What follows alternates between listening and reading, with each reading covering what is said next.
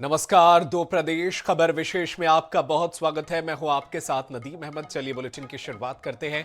मध्य प्रदेश में पिछले 2 वर्षों में जितनी तीव्र गति से औद्योगिक विकास हुआ है, उसका सकारात्मक प्रभाव दावोस में दिखाई दिया। दावोस में विभिन्न क्षेत्रों के उद्योगपतियों और व्यापार प्रतिनिधियों के साथ महत्वपूर्ण बैठकें और चर्चा हुई है। मध्य प्रदेश और वैश्विक लॉजिस्टिक्स और सप्लाई चेन क्षेत्र के संयुक्त अरब अमीरात की अग्रणी कंपनी डीपी वर्ल्ड के बीच महत्वपूर्ण एमओयू पर हस्ताक्षर किए गए। देखिए एक रिपोर्ट। मध्य प्रदेश में सोलर एनर्जी, आईटी, टूरिज्म सहित सभी सेक्टर्स में विकास की अपार संभावनाएं विद्यमान है। मध्य प्रदेश सरकार के प्रयासों के सुखद परिणाम सामने आ रहे हैं। मध्य प्रदेश नवीकरणीय ऊर्जा के क्षेत्र में देश का पावर हब बन चुका है। प्रदेश में पंप स्टोरेज, सोलर एनर्जी और विंड एनर्जी उत्पादन को बढ़ाया जा रहा है। मुख्यमंत्री डॉक्टर मोहन यादव ने कहा कि दावोस इकोनॉमिक फोरम में मालदीव के मंत्री और अर्थशास्त्री डॉक्टर मोहम्मद सईद के साथ अलग अलग विषयों पर चर्चा हुई। उद्योग क्षेत्र में साझेदारी के लिए डॉक्टर सईद ने बताया कि उनके देश में टूरिज्म के अलावा मत्स्य पालन, आईटी, हेल्थ जैसे अनेक क्षेत्रों में आगे बढ़ने की संभावनाएं हैं। लेकिन एनर्जी के सेक्टर में, हेल्थ के सेक्टर में, आईटी के सेक्टर में, खास करके हमारे लिए पोल्ट्री में भी, एग्रीकल्चर, पोल्ट्री और इस सब में भी बड़ी संभावना है और हम आपस में मिलकर के बड़े अच्छे ढंग से व्यापार करेंगे। हमारे पास पर्याप्त लैंड बैंक है, पर्याप्त बिजली है, ट्रांसपोर्टेशन के लिए हम देश के मध्य में है, इसीलिए सभी प्रकार के वाहन अगर निर्माण होता है, ईवी वाले, तो वास्तव में हमारे यहाँ कई सारे प्रस्ताव हमारे पास आ रहे हैं और भारत में मध्य प्रदेश एक उनका हब बन रहा है और उसमें कई सारे लोग नए एमओयू करके भी हमसे इस दिशा में आगे बढ़े। मुख्यमंत्री डॉक्टर मोहन यादव की उपस्थिति में बुधवार को दावोस में मध्य प्रदेश और वैश्विक लॉजिस्टिक्स एवं सप्लाई चेन क्षेत्र की संयुक्त अरब अमीरात की अग्रणी कंपनी डीपी वर्ल्ड के बीच एमओयू पर हस्ताक्षर किए गए। एमओयू में डीपी वर्ल्ड द्वारा मध्य प्रदेश में निवेश और सहयोग की संभावनाओं को आगे बढ़ाने पर सहमति व्यक्त की गई। यह पहल राज्य को राष्ट्रीय और वैश्विक सप्लाई चेन नेटवर्क से जोड़ने की दिशा में अहम मानी जा रही है। Bureau report, INH news, Bhopal. Chhattisgarh की राजधानी रायपुर में शुक्रवार से पुरखौती मुक्तांगन में साहित्य उत्सव का आगाज होगा। उद्घाटन समारोह में बतौर मुख्य अतिथि राज्यसभा के सभापति हरिवंश शामिल होंगे। वहीं मुख्यमंत्री विष्णुदेव साय कार्यक्रम की अध्यक्षता करेंगे। कार्यक्रम में देश प्रदेश के 120 साहित्यकार, बुद्धिजीवी और रचनाकार शामिल हो रहे हैं। 3 दिनों में कुल 42 सत्रों का आयोजन किया जाएगा।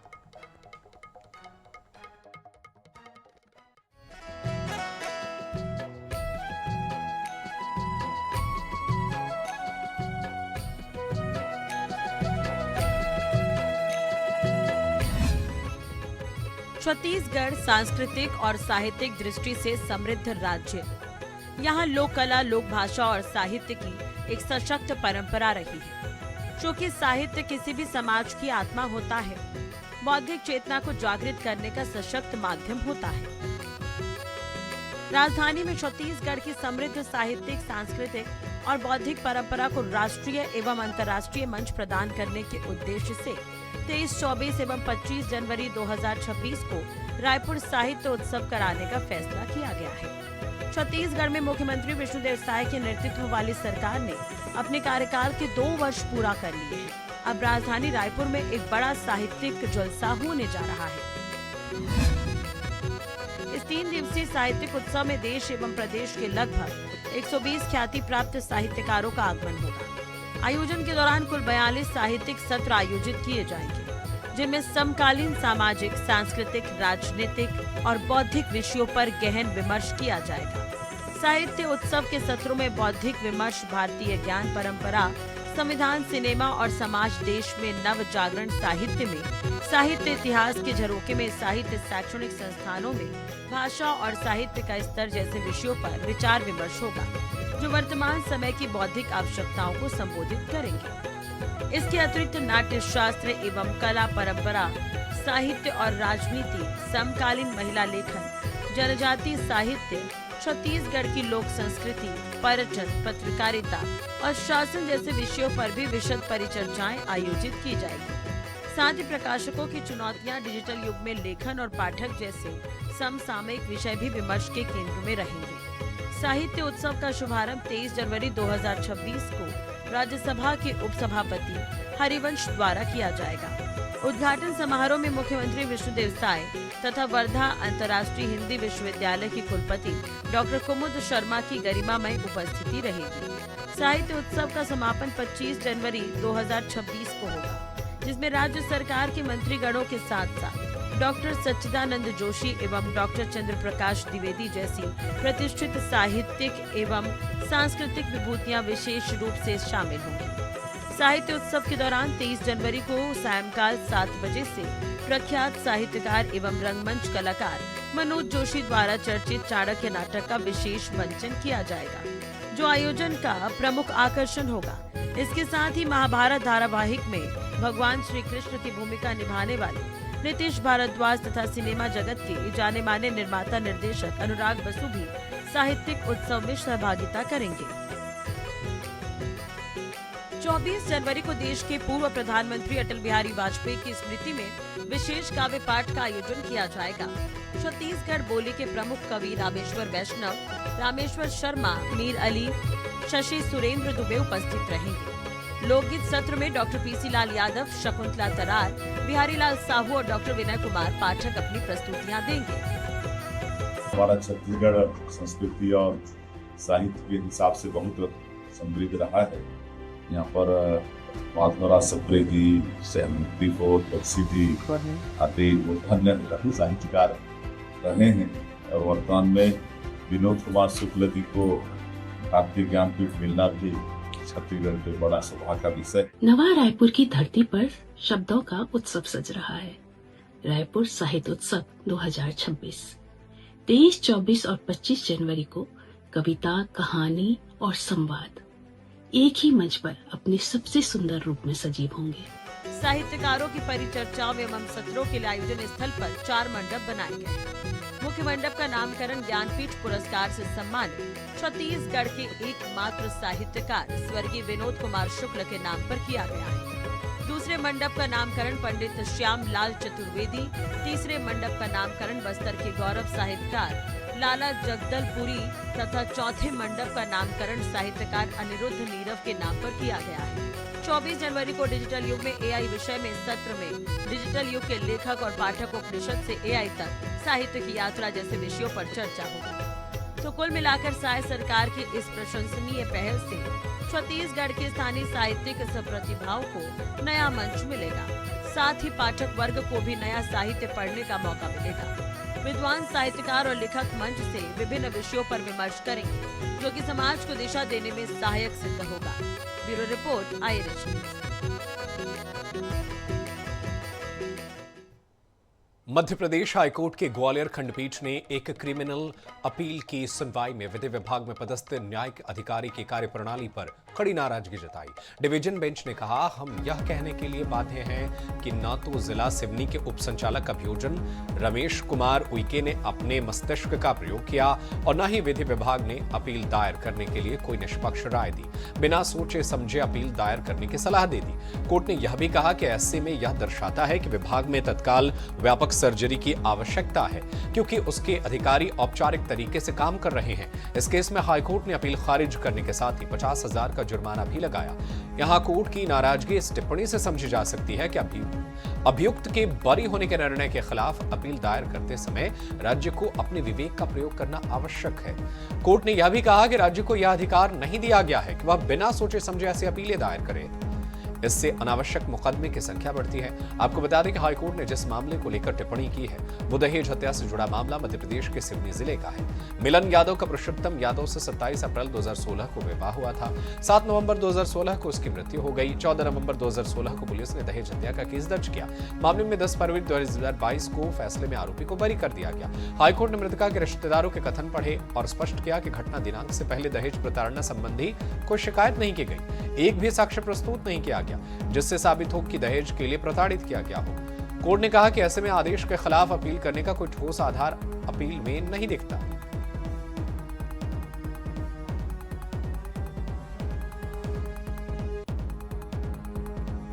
लॉ प्रोफेशन है, चाहे सरकारी वकील हो या प्राइवेट वकील हो, तो प्राइवेट वकील का परिणाम के लिए तो उनके पक्षकार रहता है कि उन्होंने प्राइवेट वकील अच्छे किए, होशियार किए, कानून के जानकार किए, या एक साधारण आदमी को किया।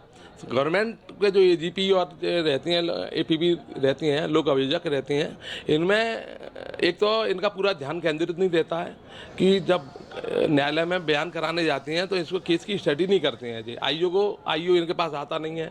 वो एक तरह से देखा जाए तो सही है। आजकल जो न्यायालय है अपना बिना विवेक के उपयोग किए हुए और जजमेंट दे रहे हैं, आदेश पारित कर रहे हैं, जबकि कायदा ये है, नियम ये है कि दोनों पक्षों को सुनने के पश्चात ही उसके बाद निष्कर्ष निकाला जाए, और वो भी अच्छा उसमें उपयोग करते हुए, अपने विवेक का उपयोग करते हुए। और जो लॉ हैं, केस लॉ हैं, सुप्रीम कोर्ट के हैं, माननीय उच्च न्यायालय के हैं, सर्वोच्च न्यायालय के हैं, उनको ध्यान में रखते हुए निर्देश पारित करना चाहिए, आदेश पारित करना चाहिए।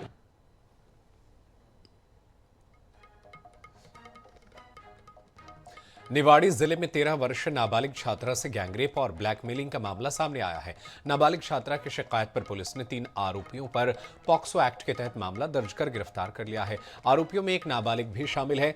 दरअसल ये पूरा मामला निवाड़ी जिले के टेहरका थाना क्षेत्र का है, जहां स्कूल से घर लौट रही बच्ची को आरोपी बहला फुसलाकर खेत में लेकर और उसके साथ दुष्कर्म की वारदात को अंजाम दिया। यही नहीं, आरोपी ने वारदात का वीडियो भी बनाया। कुछ दिन बाद फिर दूसरे आरोपी ने मैसेज कर ब्लैकमेल किया और फिर दुष्कर्म किया। इसके बाद आरोपियों ने उससे पैसे की मांग की और थोड़ा थोड़ा कर 75,000 रुपए ऐंठ लिए। परेशान छात्रा ने पूरी बात घर वालों को बताई, तब आरोपियों के खिलाफ मामला दर्ज हुआ और गिरफ्तारी हुई।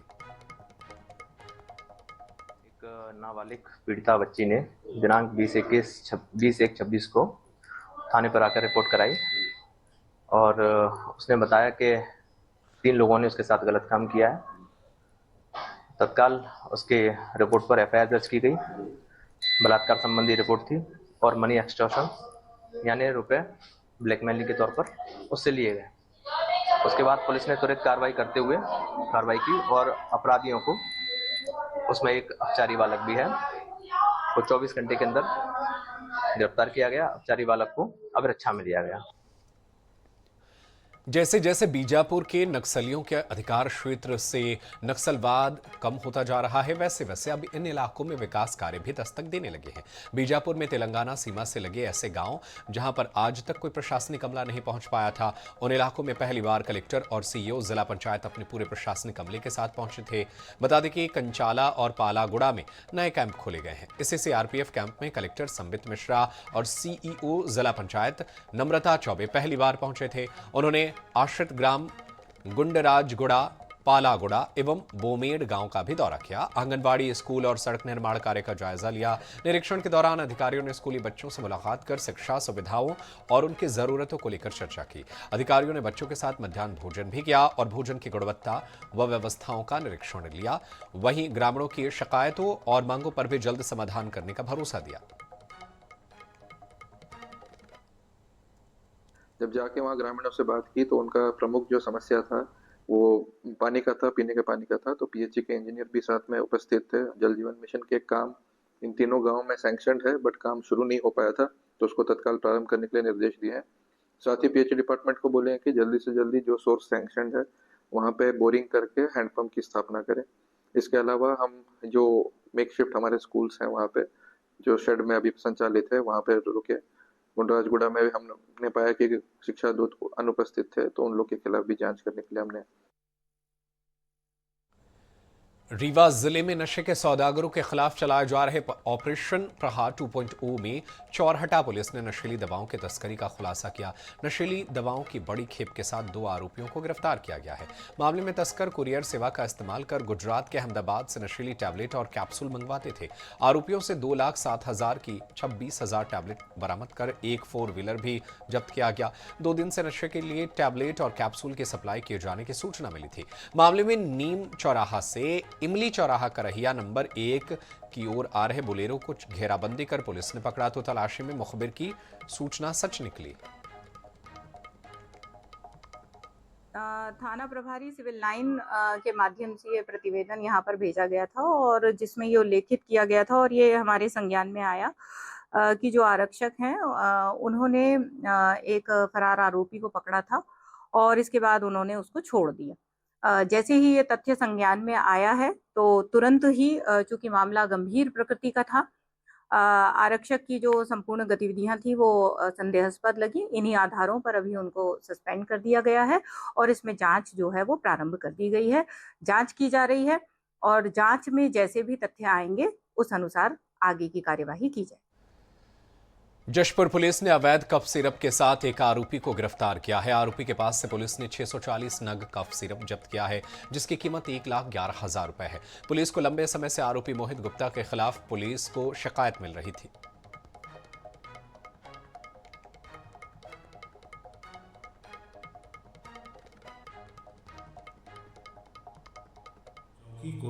चौकी प्रभारी कोतवा, थाना प्रभारी फरसा बहार के द्वारा नाकेबंदी की कार्रवाई साइबर प्रभारी के सहयोग से की गई और एक व्यक्ति को 2 पहिया वाहन के साथ रोका गया। 2 पहिया वाहन की जांच करने पर 2 पहिया वाहन के पीछे 2 पेटी में 300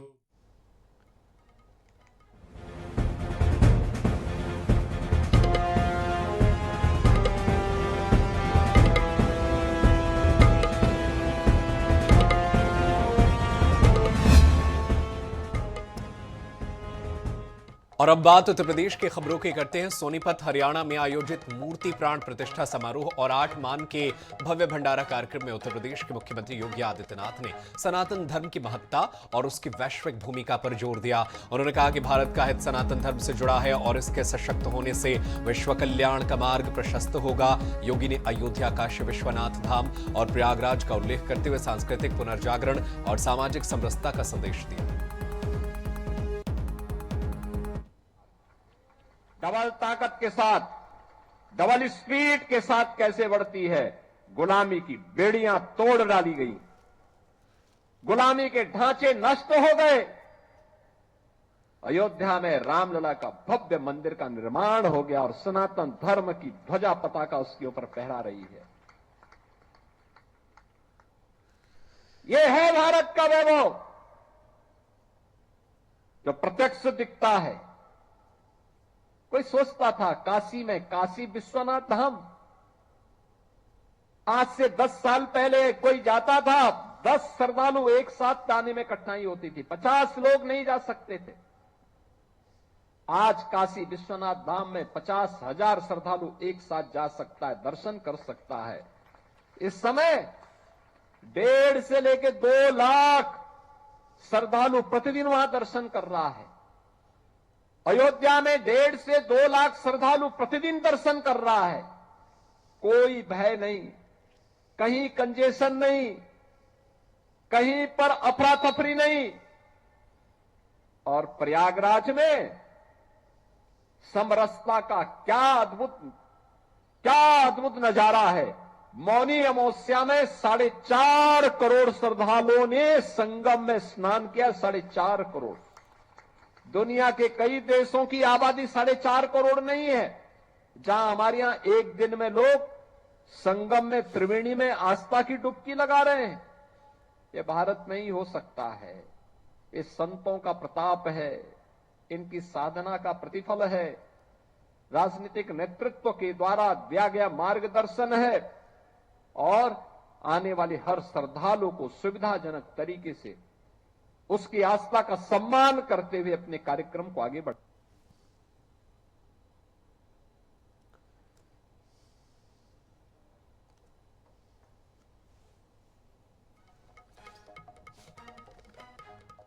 और चलिए इस बीच एक बड़ी खबर आप तक पहुंचाते हैं। राजधानी रायपुर से बड़ी खबर है। डॉक्टर संजीव शुक्ला होंगे रायपुर के पहले कमिश्नर। गृह विभाग ने आदेश जारी कर दिया है। बिलासपुर आईजी थे संजीव शुक्ला, तो इस वक्त की बड़ी खबर आप तक पहुंचा रहे हैं। डॉक्टर संजीव शुक्ला होंगे रायपुर के पहले कमिश्नर। गृह विभाग ने इसको लेकर आदेश भी जारी कर दिया है। दरअसल बिलासपुर आईजी थे संजीव शुक्ला और अब उन्हें कमिश्नर बनाया गया है। डॉक्टर संजीव शुक्ला होंगे राजधानी रायपुर कमिश्नरी के पहले कमिश्नर। तो ये बड़ी खबर आप तक पहुंचा रहे हैं। इस वक्त की ये बड़ी खबर, डॉक्टर संजीव शुक्ला होंगे रायपुर के पहले कमिश्नर। गृह विभाग ने इससे जुड़ा एक आदेश जारी कर दिया है। बिलासपुर अब तक आईजी थे संजीव शुक्ला और अब वो रायपुर के कमिश्नर बनेंगे। डॉक्टर संजीव शुक्ला राजधानी रायपुर कमिश्नरी के पहले कमिश्नर होंगे। गृह विभाग ने इसको लेकर आदेश जारी कर दिया है।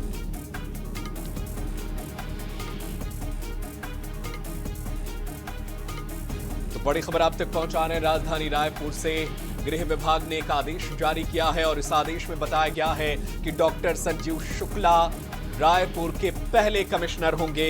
तो इस वक्त की बड़ी और अहम खबर आप तक पहुंचा रहे हैं। दरअसल 23 तारीख से रायपुर कमिश्नरी की शुरुआत होने जा रही है और डॉक्टर संजीव शुक्ला पहले कमिश्नर होंगे।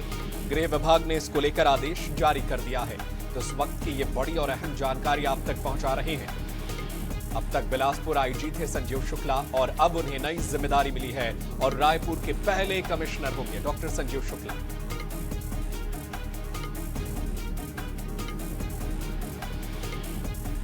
बड़ी खबर आप तक पहुंचा रहे हैं। इस वक्त की अहम खबर आप तक पहुंचा रहे हैं राजधानी रायपुर से। कमिश्नरी का कार्यक्रम जो है वो कल से शुरू होगा, लेकिन आज ऐलान किया गया है। गृह विभाग ने एक आदेश जारी किया है। इस आदेश में बताया गया है कि संजीव शुक्ला होंगे पहले कमिश्नर। और चलिए ज्यादा जानकारी के लिए अपने सहयोगी का रुख कर लेते हैं। हमारे साथ मनोज नायक फोनलाइन पर मौजूद हैं।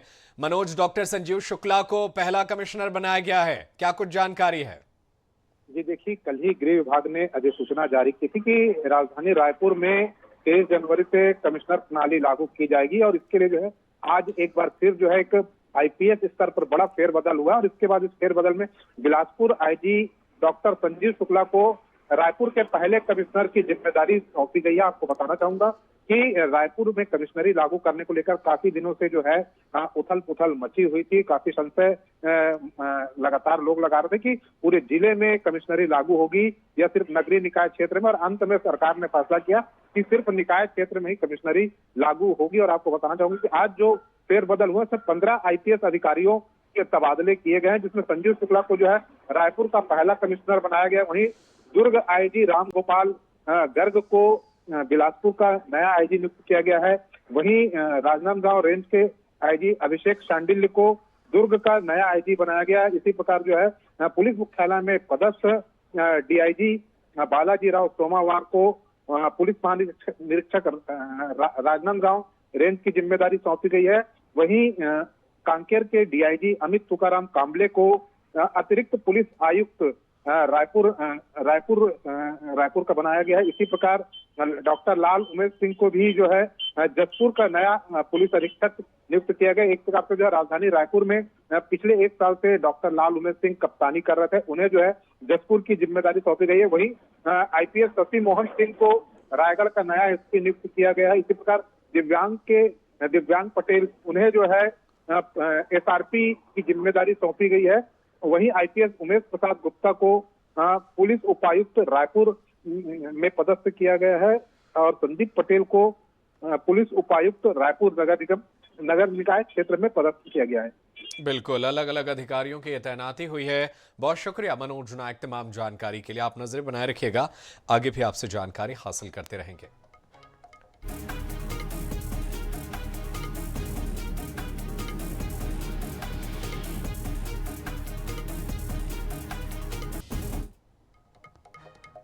और फिलहाल मेरे साथ इस बुलेटिन में इतना ही। खबरें जारी है, आप देखते रहिए INS 24/7। धन्यवाद।